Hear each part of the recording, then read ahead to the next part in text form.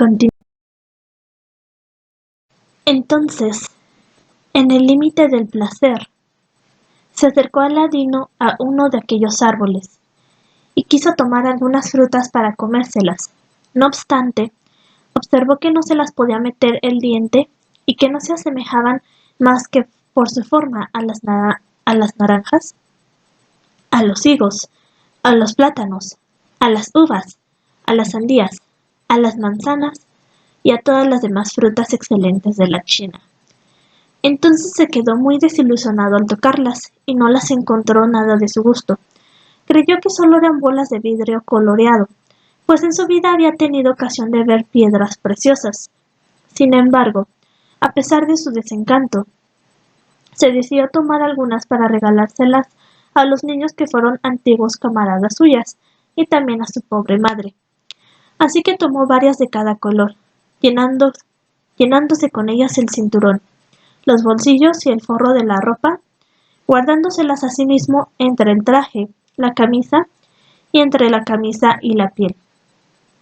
Además, se metió tal cantidad de aquellas frutas que parecía un asno cargado a un lado y a otro.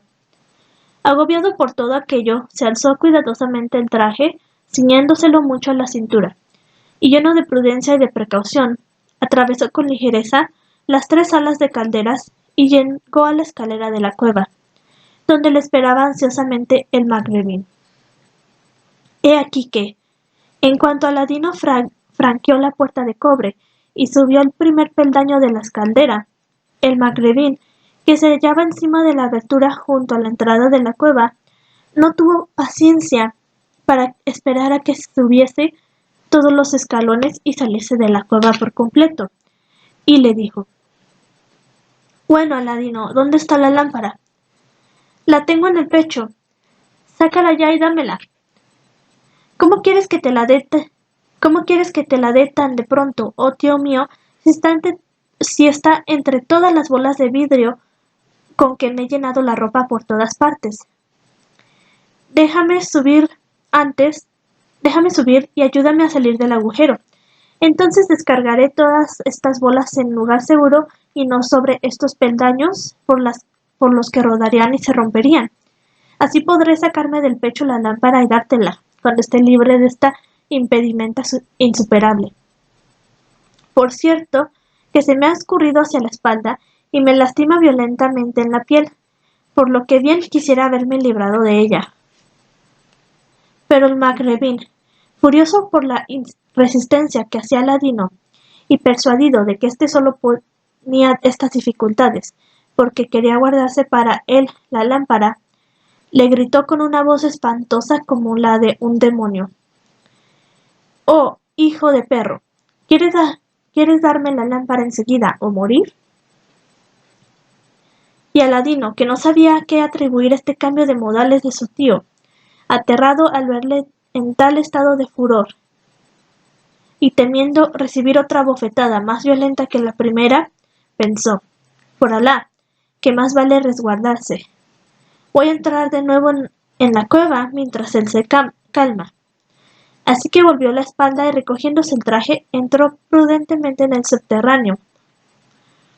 Al ver aquello, el magrebín lanzó un grito de rabia, y en el límite del furor pataleó y se convulsionó, arrancándose las barbas de desesperación por la imposibilidad en la que se hallaba de correr tras Aladino a la cueva vedada por los poderes mágicos.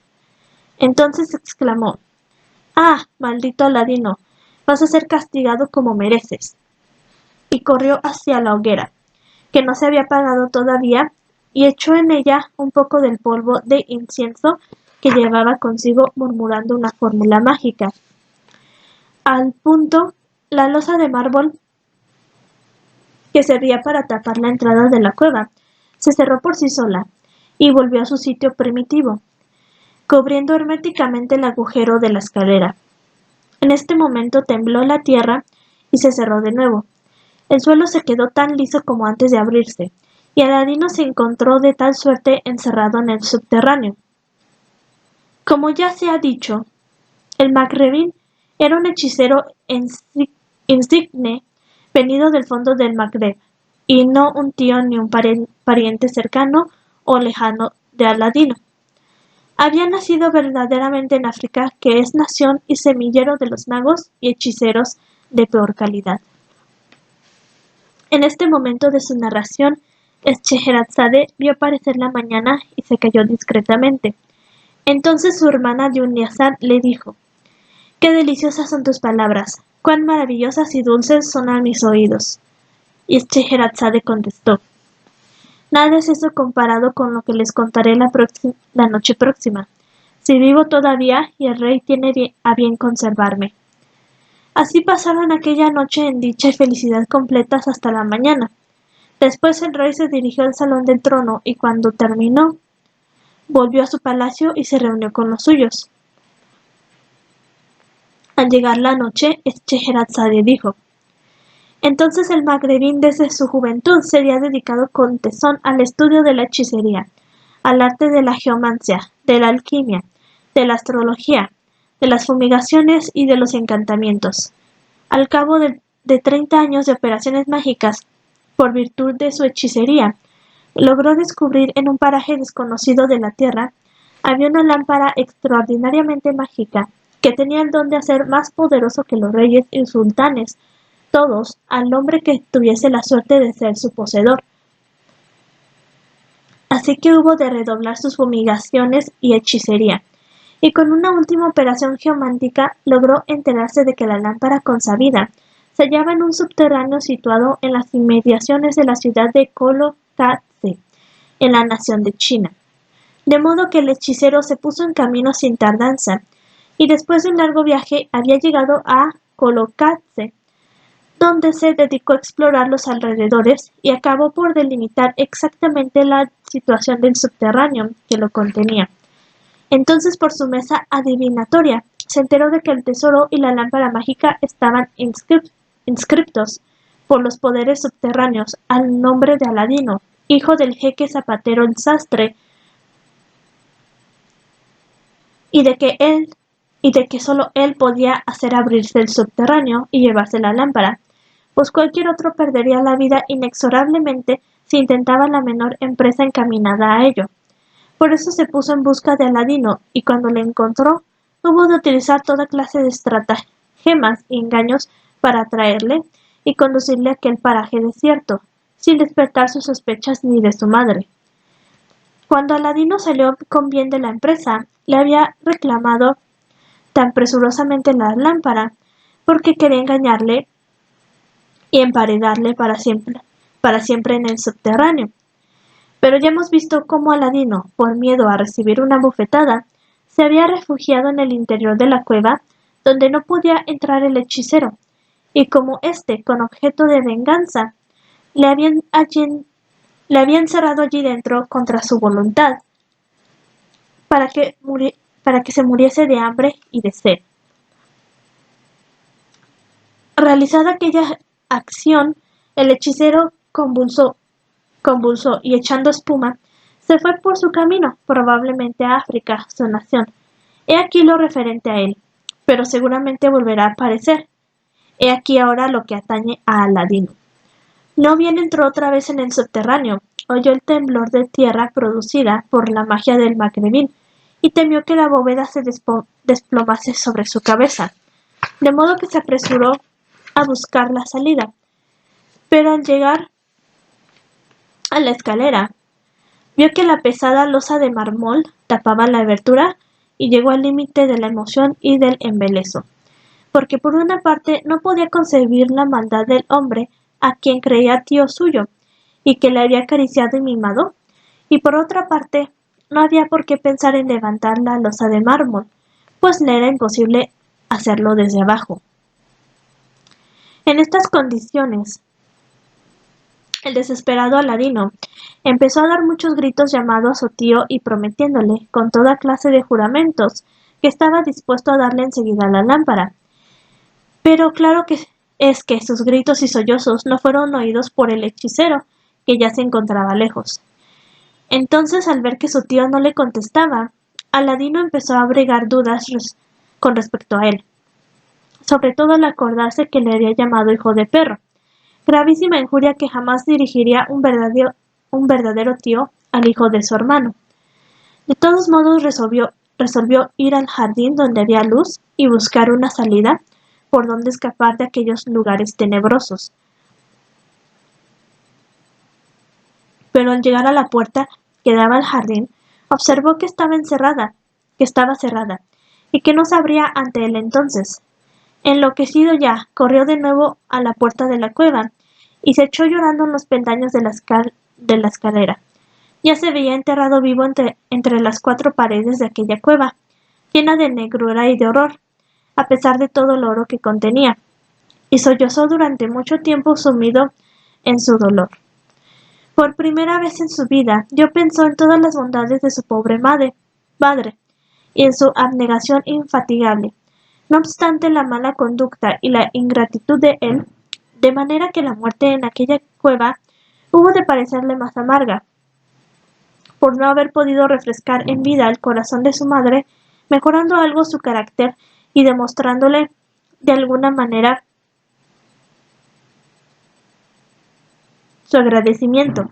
Entonces suspiró al asaltarle este pensamiento y empezó a retorcerse los brazos y a restregarse las manos, como generalmente hacen los que están desesperados, diciendo a modo de renuncia a la vida: no hay más recurso ni poder más que en Alá. He aquí que con aquel movimiento, Aladino frotó sin querer el anillo que llevaba en su pulgar y que le había prestado el hechicero para preservarle de los peligros del subterráneo. En aquel momento no sabía aquel magrebín maldito que el tal anillo había de salvar la vida de Aladino precisamente, pues de saberlo no se lo hubiera confiado desde luego, o se hubiera apresurado a quitárselo. Incluso no hubiera cerrado el subterráneo mientras el otro no se lo devolviese. Hubiese cerrado el subterráneo mientras el otro... Pero todos los magos son, por esencia, semejantes a aquel magrebín. A pesar del poder de su hechicería y de su ciencia maldita, no saben prever las consecuencias de las acciones más sencillas y jamás piensan en precaverse de los peligros más vulgares, porque con su orgullo y su confianza en sí mismos nunca recorren al Señor de las criaturas, y su espíritu permanece constantemente obscurecido por una humareda más espesa que las de sus fumigaciones, y tienen los ojos tapados por una venda y van a tientas por las tinieblas. Así pues, cuando el desesperado Aladino frotó sin querer el anillo que llevaba en su pulgar y cuya virtud ignoraba, vio surgir de pronto ante él, como si brotara de la tierra, un inmenso y gigantesco ifrit, semejante a un esclavo embetunado con una cabeza como un caldero, una cara espantosa y unos ojos rojos enormes y llameantes. Este se inclinó ante él, y con una voz tan retumbante cual el rugido del trueno le dijo: aquí tienes entre tus manos a tu esclavo. ¿Qué quieres? Habla. Soy el servidor del anillo en la tierra, en el aire y del agua. Al ver aquello, Aladino, que no era valeroso, quedó muy aterrado. En cualquier otro sitio o circunstancia hubiera caído desmayado, o hubiera procurado escapar. Pero en aquella cueva donde ya se creía muerto de hambre y de sed, la intervención de aquel espantoso ifrit le pareció un gran socorro, sobre todo cuando oyó la pregunta que le hacía. Después, cuando al fin pudo mover la lengua, dijo: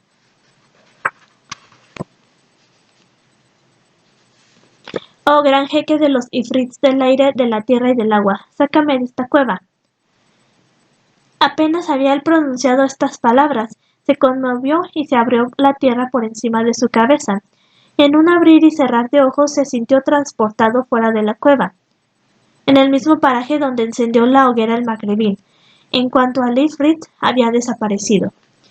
Entonces todo tembloroso de emoción todavía, pero muy contento por verse de nuevo librado al aire libre. Aladino dio gracias a Alá el bienhechor, que le había librado de una muerte segura y le había salvado de las emboscadas del magrebín. Después miró en torno suyo y vio a lo lejos la ciudad en medio de sus jardines. Se apresuró a desandar el camino por donde le había conducido el hechicero, dirigiéndose al valle sin volver la cabeza atrás ni una sola vez, y extenuado y falto de aliento, llegó ya muy de noche a la casa en que le esperaba su madre, lamentándose muy inquieta por su tardanza. Ella corrió a abrirle llegando a tiempo para cogerle en brazos, en los que cayó el joven desmayado sin poder resistir más la emoción. Cuando a fuerza de cuidados volvió Aladino de su desmayo, su madre le dio a beber de nuevo un poco de agua de rosas y le preguntó qué le pasaba, a lo que Aladino contestó: «Oh madre mía, tengo mucha hambre. Te ruego pues que me traigas algo de comer, porque no he tomado nada desde esta mañana». Y la madre de Aladino corrió a llevarle lo que había en la casa. Aladino se puso a comer con tanta prisa que su madre le dijo, temiendo que se atragantara: «No te precipites, hijo mío, que se te va a reventar la garganta. Si es que comes tan deprisa por contarme pronto lo que me tienes que contar, debes saber que tenemos por nuestro todo el tiempo. Desde el momento en que volví a verte estoy tranquila, pero Alá sepa cuál fue mi ansiedad cuando notó que avanzaba la noche sin que estuvieses de regreso. Ah, hijo mío, modérate por favor y toma trozos más pequeños». Y Aladino, que había devorado en un momento todo lo que tenía delante, pidió de beber y tomó el cantarillo de agua. Se lo vació en la garganta sin respirar, tras lo cual luego se sintió satisfecho y dijo a su madre: «Al fin voy a poder contarte, oh madre mía, todo lo que me aconteció con el hombre a quien tú creías mi tío y que me ha hecho ver la muerte a 2 dedos de mis ojos. Ah, tú no sabes que ni por asomo era tío mío ni hermano de mi padre ese embustero que me hacía tantas caricias y me besaba tan tiernamente. Ese maldito magrebín, ese hechicero, mentiroso, bribón, embaucador, enredador, ese perro sucio, ese demonio que no tiene par entre los demonios sobre la faz de la tierra. Alejado sea el maligno. Escucha, oh madre, lo que me ha hecho. Ah, qué contento estoy de haberme librado de sus manos».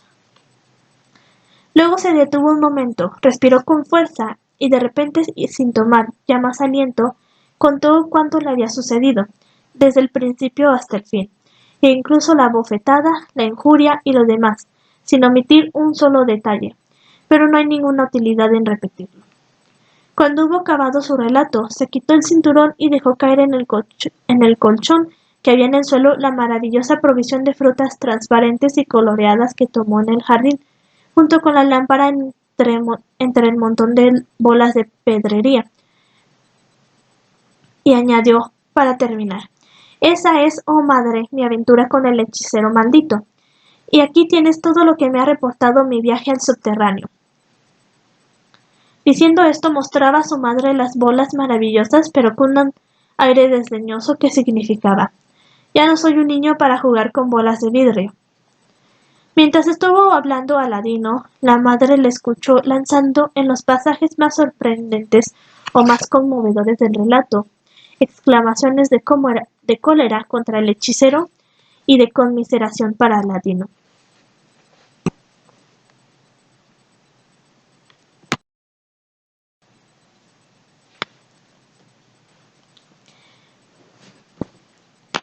No bien acabó de contar él tan extraña aventura, no pudo ella reprimirse más, y se desató en injurias contra el magrebín, reprochando con todos los dicterios que para calificar la conducta del agresor puede encontrar la cólera de una madre que ha estado a punto de perder a su hijo. Cuando se desahogó un poco, apretó contra su pecho a su hijo Aladino, le besó llorando y dijo: «Demos gracias a Alá, oh hijo mío, que te ha sacado sano y salvo de manos de ese hechicero magrebín. Ah, traidor maldito. Sin duda quiso tu muerte para poseer esa miserable lámpara de cobre que no vale medio dracma. Cuánto le detesto, cuánto abomino de él. Por fin te recobré, pobre niño mío, hijo mío Aladino.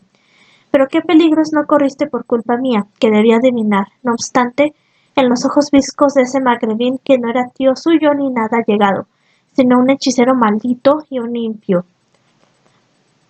Diciendo así, la madre se sentó en el colchón con su hijo Aladino, le estrechó contra ella, le besó y le meció dulcemente.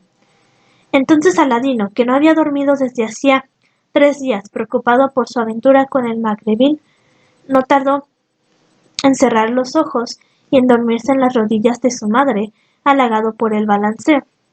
Ella le acostó en el colchón con mucho cuidado y no tardó en acostarse y en dormirse también junto a él. Al día siguiente, al despertarse, en ese momento de su narración, Scheherazade vio aparecer la mañana y se cayó discretamente. Entonces el rey fue a la sala del trono, llenó la otomana, juzgó, dispuso, escuchó y volvió al palacio. Pero cuando llegó la noche, Scheherazade dijo: El día siguiente, al despertarse, empezaron por besarse mucho, y Aladino dijo a su madre que su aventura le había corregido para siempre de la travesura y haraganería, y que en lo sucesivo buscaría trabajo como un hombre. Luego, como aún tenía hambre, pidió el desayuno y su madre le dijo: «Ay, hijo mío, ayer por la noche te di todo lo que había en casa y ya no tengo ni un pedazo. Pero ten un poco de paciencia y aguarda a que vaya a vender el poco de algodón que hilé estos últimos días y te compraré algo con el importe de la venta. Deja el algodón para otra vez, madre, y toma hoy esta lámpara vieja que me traje del subterráneo. Ve a venderla al plaza de los mercaderes de cobre.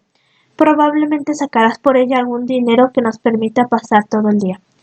Tienes razón, hijo mío, y mañana tomaré las bolas de vidrio que trajiste también de ese lugar maldito e iré a venderlas en el barrio de los esclavos, que me las comprarán a más precio que los mercaderes de oficio». La madre de Aladino tomó pues la lámpara para ir a venderla, pero la encontró muy sucia, y dijo a Aladino: «Primero, hijo mío, voy a lavar esta lámpara que está sucia para dejarla reluciente y sacar por ella el mayor precio posible». Entonces fue a la cocina, se echó en la mano un poco de ceniza que mezcló con agua y se puso a limpiar la lámpara. Pero apenas había empezado a frotarla, surgió ante ella, sin saber de dónde había salido, un espantoso ifrit, más feo indudablemente que el del subterráneo, y tan enorme que tocaba el techo con la cabeza. Este se inclinó ante ella y dijo con voz ensordecedora: «Aquí tienes entre tus manos a tu esclavo. ¿Qué quieres? Habla». «Soy el servidor de la lámpara en el aire por donde vuelo y en la tierra por donde me arrastro».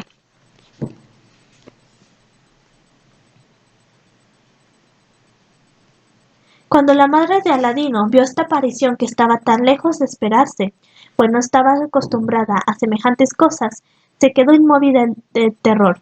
Se le trabó la lengua, se le abrió la boca y, loca de miedo y de horror, no pudo soportar por más tiempo el tener a la vista una cara tan repulsiva y espantosa como aquella, así que cayó desmayada. Pero Aladino, que estaba también en la cocina y que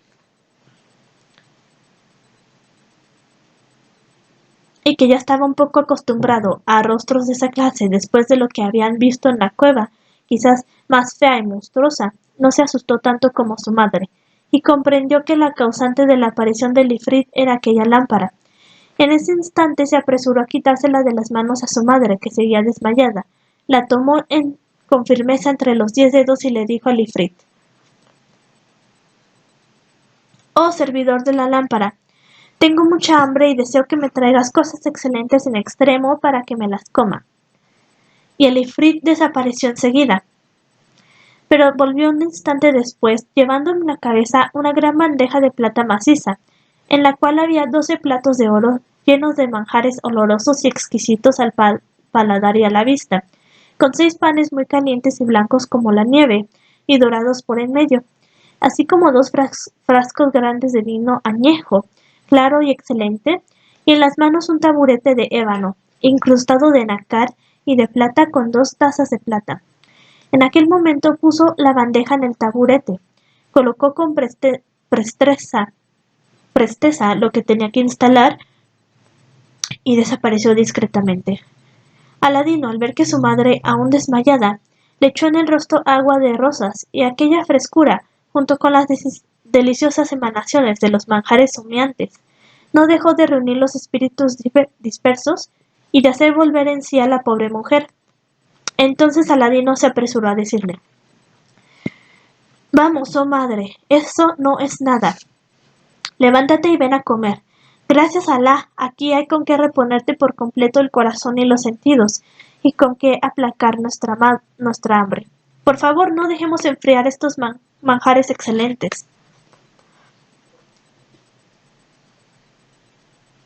Cuando la madre de Aladino vio la bandeja de plata encima del hermoso taburete, los 12 platos de oro con su contenido, los 6 maravillosos panes, los 2 frascos y las 2 tazas, y cuando percibió su olfato el olor sublime que exhalaban todas aquellas cosas buenas, se olvidó de las circunstancias de su desmayo y dijo a Aladino: «Oh hijo mío, Alá proteja la vida de nuestro rey. Sin duda ha oído hablar de nuestra pobreza y nos ha enviado esta bandeja con uno de sus cocineros». Pero Aladino contestó: «Oh madre mía, no es ahora el momento oportuno para suposiciones y votos. Empecemos por comer y ya te contaré después lo que ha ocurrido». La madre de Aladino fue a sentarse junto a él abriendo unos ojos llenos de asombro y admiración ante novedades tan maravillosas, y se pusieron a comer con gran apetito. Experimentaron con ello tanto gusto que se estuvieron mucho rato en torno a la bandeja sin cansarse de probar manjares tan bien condimentados, de manera que acabaron por juntar la comida de la mañana con la de la noche. Cuando terminaron por fin reservaron para el día siguiente los restos de la comida. La madre de Aladino fue a guardar en el armario de la cocina los platos y su contenido, volviendo al lado de Aladino, para escuchar lo que tenía él que contarle acerca de aquel generoso obsequio. Y Aladino le reveló lo que había pasado y cómo el ifrit servidor de la lámpara hubo de ejecutar la orden sin vacilación. Entonces la madre de Aladino, que se había escuchado el relato de su hijo con un espanto creciente, fue presa de gran agitación y exclamó: «¡Ah, hijo mío! Por la leche con que nutrí tu infancia te conjuro a que arrojes lejos de ti esa lámpara mágica y te deshagas de ese anillo, don de los malditos ifrits, pues no podré soportar por segunda vista la vista de caras tan feas y espantosas, y me moriré a consecuencia de ello sin duda. Por cierto, que me parece que estos manjares que acabo de comer se me suben a la garganta y van a ahogarme. Además, nuestro profeta, nuestro Señor, bendito sea, nos recomendó que tuviéramos cuidado con los ifrit y que no buscáramos su trato nunca».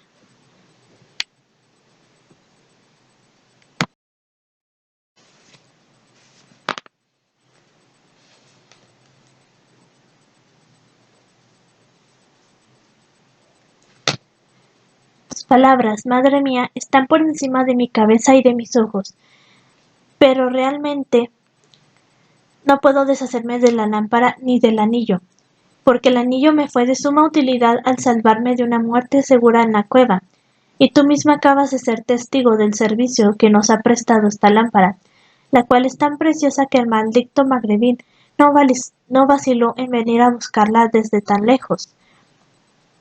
Sin embargo, madre mía, para darte gusto y por consideración a ti, voy a ocultar la lámpara a fin de que su vista no te hiera los ojos, y sea para ti motivo de temor en el porvenir. Haz lo que quieras, hijo mío, pero por mi parte declaro que no quiero tener que ver nada con los ifrits, ni con el servidor del anillo, ni con el de la lámpara. Y deseo que no me hables más de ellos, suceda lo que suceda». Al otro día, cuando se terminaron las excelentes provisiones, Aladino, sin querer recurrir tan pronto a la lámpara para evitar a su madre disgustos, tomó uno de los platos de oro, se los escondió en la ropa y salió con intención de venderlo en la plaza, invertir el dinero de la venta en proporcionarse las provisiones necesarias de la casa. Entonces fue a la tienda de un judío que era más astuto que el shaitán, sacó de su ropa el plato de oro y se lo entregó al judío, quien lo tomó, lo examinó y lo raspó, y preguntó a Aladino con aire distraído. Y Aladino, que en su vida había visto platos de oro, y estaba lejos de saber el valor de semejantes mercaderías, contestó: «Oh, por Alá, oh mi señor, tú sabrás mejor que yo lo que puede valer este plato, y me fío en su tasación y en tu buena fe. Y el judío, que había visto que el plato era del oro más puro, pensó: he ahí un mozo que ignora el precio de lo que posee. Vaya un excelente provecho que me proporciona hoy la bendición de Abraham. Y abrió un cajón disimulado en el muro de la tienda, del que sacó una sola moneda de oro. Se la ofreció al ladino y le dijo: toma, hijo mío, por tu plato, por Moisés y Aarón, que nunca hubiera ofrecido semejante suma a otro que no fueses tú, pero lo hago solo por tenerte por cliente en lo sucesivo. Aladino tomó a toda prisa el dinar de oro, y sin pensar siquiera en regatear, echó a correr muy contento. Cuando el judío vio la alegría de Aladino y su prisa por marcharse, sintió mucho no haberle ofrecido una cantidad más pequeña, y estuvo a punto de echar a correr detrás de él para rebajar algo de la moneda de oro, pero renunció a su proyecto al ver que no podía alcanzarle. En cuanto a Aladino, corrió sin pérdida de tiempo a casa del panadero, le compró pan, cambió el dinar de oro y volvió a su casa para dar a su madre el pan y el dinero, diciéndole: madre mía, ve ahora a comprar con este dinero las provisiones necesarias, porque yo no entiendo de esas cosas. La madre se levantó y fue al plaza a comprar todo lo que necesitaban. Aquel día comieron y se saciaron, y desde entonces, en cuanto les faltaba dinero, Aladino iba al plaza a vender un plato de oro al mismo judío que siempre le entregaba un dinar, sin atreverse a darle menos después de haber dado esta suma la primera vez, y temeroso de que fuera a proponer su mercancía a otros judíos que se aprovecharían con ello en lugar suyo del inmenso beneficio que suponía en tal negocio. Así que Aladino, que continuaba ignorando el valor de lo que poseía, le vendió de tal suerte los 12 platos de oro, y pensó en llevarle el bandejón de plata maciza, pero como le pesaba mucho, fue a buscar al judío que se presentó en la casa, examinó la bandeja preciosa y dijo a Aladino: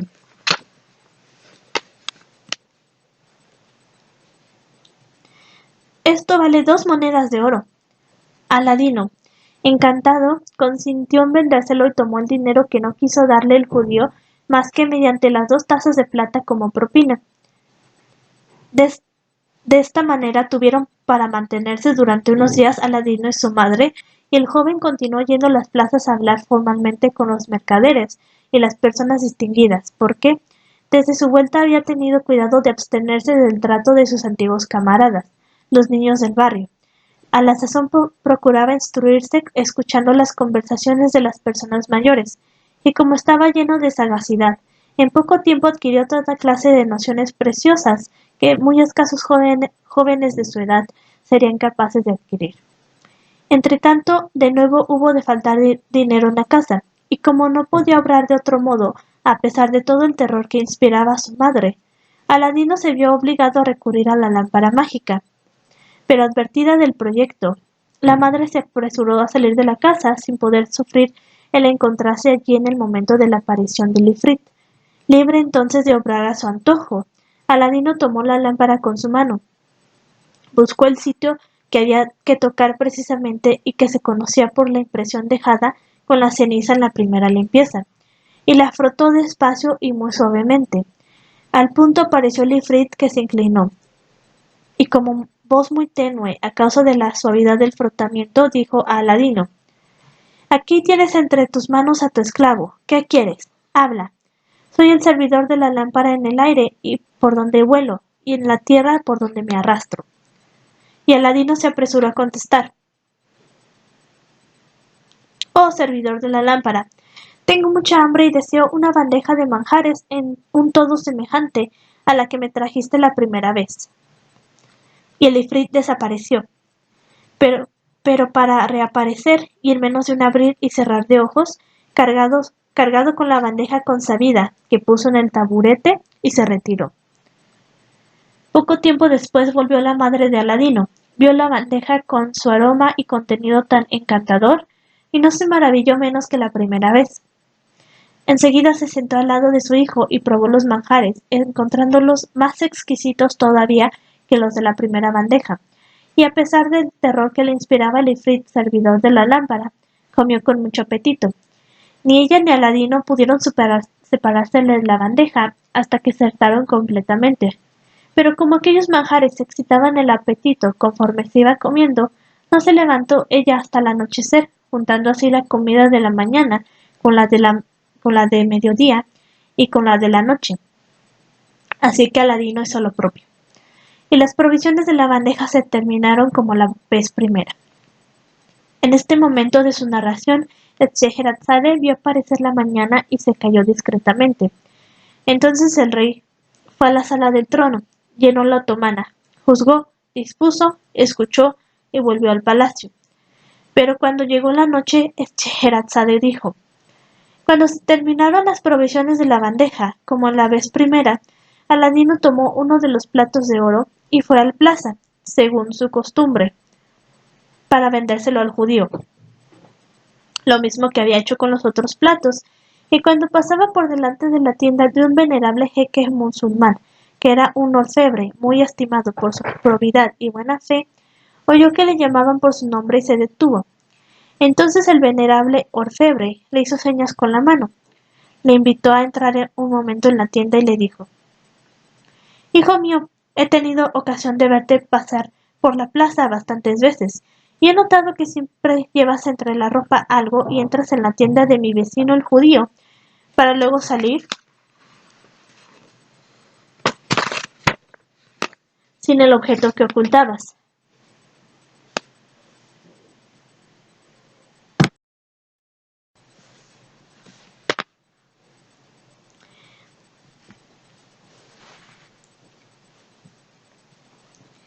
Pero tengo que advertirte de una cosa que ignoras por tu tierna edad.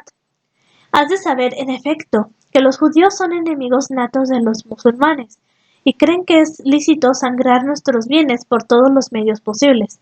Y entre todos los judíos, precisamente ese es el más detestable, el más listo, el más embaucador y el más nutrido de odio contra nosotros los que creemos en Alá el único. Así pues, si tienes que vender alguna cosa, oh hijo mío, empieza por enseñármela, y por la verdad de Alá el Altísimo, y te juro que te la tasaré en su justo valor, a fin de que al cederla sepas exactamente lo que haces. Enséñame pues sin temor ni desconfianza lo que ocultas en tu traje, y Alá maldiga a los embaucadores y confunda al maligno. Alejado sea por siempre. Al oír estas palabras del viejo orfebre, Aladino confiado, sacó de su traje el plato de oro y se lo mostró. Entonces el jeque calculó al primer golpe de vista el valor del objeto, y preguntó a Aladino: ¿Puedes decirme ahora, hijo mío, cuántos platos de esta clase vendiste al judío y el precio a que se los diste? Por Alá, oh señor mío, le he dado 12 platos como este a un dinar cada uno. Al oír estas palabras, el viejo orfebre llegó al límite de la indignación y exclamó: ¡Ah, maldito judío, hijo de perro, posteridad de Iblis! Dicho esto, puso el plato en la balanza, lo pesó y dijo: Has de saber, hijo mío, que este plato es del oro más fino y que no vale un dinar, sino 200 dinares precisamente. Es decir, que el judío te ha robado a ti solo tanto como roban en un día, con detrimento de los musulmanes, todos los judíos de la plaza reunidos. Ay, hijo mío, lo pasado pasado está, y como no hay testigos, no podemos hacer empalar a ese judío maldito. De todos modos, ya sabes a qué atenerte en lo sucesivo. Y si quieres al momento voy a darte 200 dinares por tu plato. Prefiero, sin embargo, que antes de vendérmelo vayas a proponerlo y a que te lo tasen otros mercaderes. Si te ofrecen más, consiento en pagarte la diferencia y algo más de sobreprecio. Pero Aladino, que no tenía ningún motivo para dudar de la reconocida probidad del viejo orfebre, se dio por muy contento con cederle el plato a tan buen precio. Así que tomó los 200 dinares y en lo sucesivo no dejó de dirigirse al mismo honrado orfebre musulmán para venderle los otros 11 platos en la bandeja. He aquí que, enriquecidos de aquel modo, Aladino y su madre no abusaron de los beneficios del retribuidor, de modo que continuaron llevando una vida modesta, distribuyendo a los pobres y a los menesterosos lo que sobraba a sus necesidades. Entretanto, Aladino no perdió ocasión de seguir instruyéndose y afinando su ingenio con el contacto de las personas de la plaza. de los mercaderes distinguidos y de las personas de buen acento que frecuentaban las plazas. Así aprendió en poco tiempo las maneras del gran mundo y mantuvo relaciones sostenidas con los orfebres y joyeros de quienes se convirtió en huésped asiduo. Y habituándose entonces a ver joyas y pedrerías, se enteró de que las frutas que se había llevado de aquel jardín y que se imaginaban serían bolas de vidrio coloreado, eran maravillas inestimables que no tenían igual en casa de los reyes y sultanes más ricos y poderosos. Y como se había vuelto muy prudente e inteligente, tuvo la precaución de no hablar de ello a nadie, ni siquiera a su madre. Pero en vez de dejar las frutas de pedrería tiradas debajo de los cojines de la otomana y por todos los rincones, las recogió con mucho cuidado y las guardó en un cofre que compró. Y aquí que pronto habría de experimentar los efectos de su prudencia de la manera más brillante y espléndida. En efecto, un día entre los días, charlando él a la puerta de una tienda con algunos mercaderes amigos suyos, vio cruzar a las plazas a dos pregoneros del rey armados de largas pértigas y les oyó gritar al unísono en alta voz.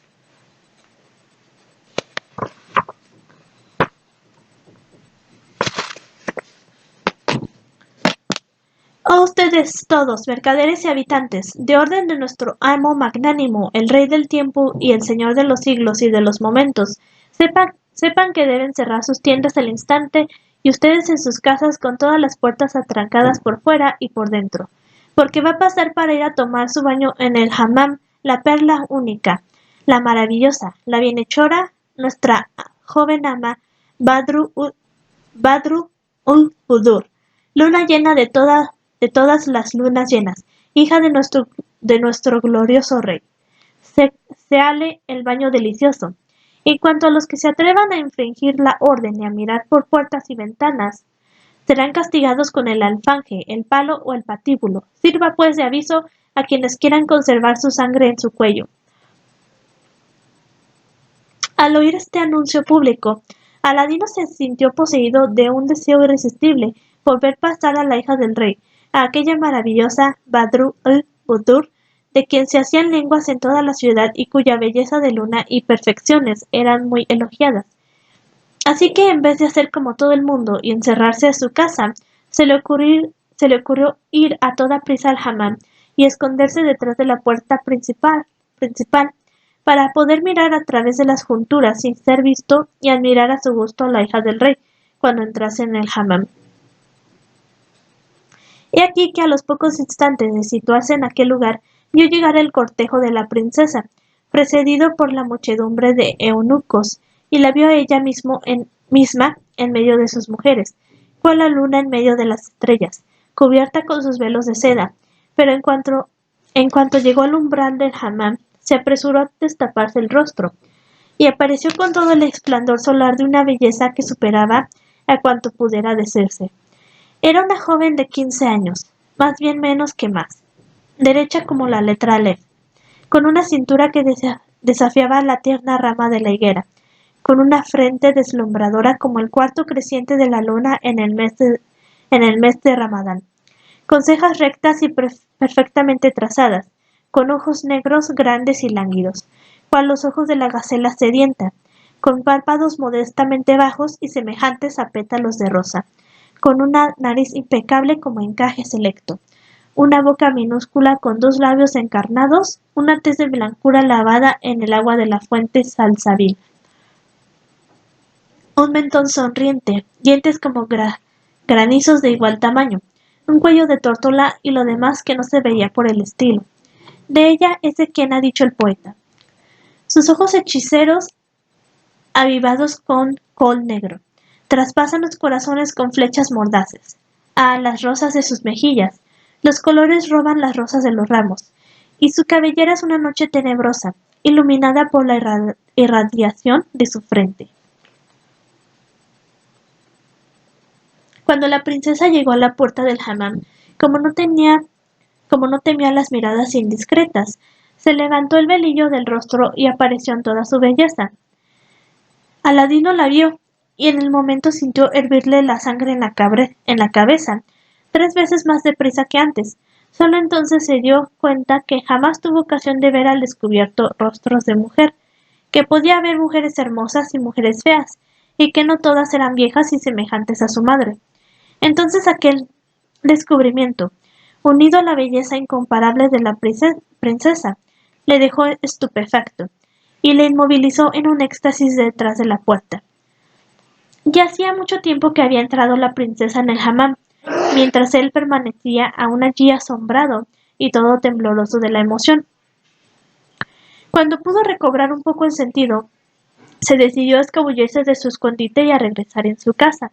Pero en qué estado de mudanza y turbación, y pensaba, por Alá, ¿quién hubiera podido imaginar jamás que sobre la tierra hubiese una criatura tan hermosa? Bendito sea Alá que la ha formado y la ha dotado de perfección. Y asaltado por un cúmulo de pensamientos, entró en casa de su madre, con la espalda quebrantada de emoción y con el corazón arrebatado de amor por completo. Finalmente se dejó caer en la otomana y estuvo sin moverse. Su madre no tardó en verle en aquel estado tan extraordinario. Se acercó a él y le preguntó con ansiedad qué le pasaba, pero él se negó a dar la menor respuesta. Entonces le llevó ella la bandeja de los manjares para que almorzase, pero él no quiso comer y le preguntó, ¿qué tienes, oh hijo mío? ¿Te duele algo? Dime qué te ha ocurrido. Y él acabó por contestar, déjame. Ella insistió para que comiese y hubo de instarle de tal manera que consintió él en tocar los manjares, pero comió infinitamente menos que de lo normal. Tenía los ojos bajos y guardaba silencio, sin querer contestar las preguntas inquietas de su madre. Estuvo en aquel estado de somnolencia, de palidez y de abatimiento hasta el día siguiente. La madre de Aladino, en el límite de la ansiedad, se acercó a él, con lágrimas en los ojos, y le dijo, «Oh hijo mío, por Alá sobre ti, dime lo que te pasa y no me tortures más el corazón con tu silencio. Si tienes alguna enfermedad, no me la ocultes y enseguida iré a buscar al médico. Precisamente está hoy de paso en nuestra ciudad un médico famoso de la nación de los árabes, a quien ha hecho venir ex profeso nuestro rey para consultarle. Y no se habla de otra cosa que de su ciencia y de sus remedios maravillosos. ¿Quieres que vaya a buscarle?» En este momento de su narración, Scheherazade vio aparecer la aurora y se calló discretamente. Entonces el rey fue a la sala del trono, llenó la otomana, juzgó, dispuso, escuchó y volvió al palacio. Pero cuando llegó la noche, Scheherazade dijo. Entonces Aladino levantó la cabeza y con voz muy triste contestó, «Sepa, oh madre, que estoy bien y no sufro de enfermedad. Y si me ves en este estado de mudanza, es porque hasta el presente me imaginé que todas las mujeres se te parecían, y solo ayer hube de darme cuenta de que no era así». Enseguida la madre de Aladino alzó los brazos y exclamó, «Alejado sea el maligno. ¿Qué estás diciendo, Aladino? Estate tranquila, que sé bien lo que te digo, porque ayer vi entrar en el hammam a la princesa Badru-ul-Budur, hija del rey, y su sola vista me reveló la existencia de la belleza, y por eso no tendré reposo ni podré volver en mí mientras no la obtenga en matrimonio de su padre el rey». Al oír estas palabras, la madre de Aladino pensó que su hijo había perdido el juicio y le dijo, en, en nombre de Alá sobre ti, hijo mío, vuelve a la razón. Ah, pobre Aladino, piensa en tu condición y desecha esas locuras. Oh, madre mía, no tengo para qué volver a la razón, pues no me cuento en el número de los locos. Y tus palabras no me harán renunciar a mi idea de matrimonio con la princesa Badru al-Budur, la hermosa hija del rey. Y no tengo más intención que nunca de pedírsela a su padre en matrimonio. Oh hijo mío, por mi vida sobre ti, no pronuncies tales palabras y ten cuidado de que no te oigan en el vecindario y transmitan tus palabras al rey que te haría ahorcar sin indulto. Además, si de verdad tomaste una resolución tan loca, ¿crees que vas a encontrar quien se encargue de hacer esa petición? ¿Y a quién voy a encargar de una misión tan delicada estando tú aquí, oh madre? ¿Y en quién voy a tener más confianza que en ti? Si ciertamente tú serás quien vaya a hacer si ciertamente tú serás quien vaya a hacer al rey esa petición de matrimonio. Alá me preserve de llevar a cabo semejante empresa, oh hijo mío. Yo no estoy como tú en el límite de la locura. Ah, bien veo al presente que te olvidas de que eres hijo de uno de los sastres más pobres e ignorados de la ciudad, y de que tampoco yo, tu madre, soy de familia noble o esclarecida. ¿Cómo pues te atreves a pensar en una princesa que su padre no concederá ni aun a los hijos de poderosos reyes y sultanes? Sería todo por hoy. Si alguien ve el video, muchas gracias y hasta la siguiente lectura.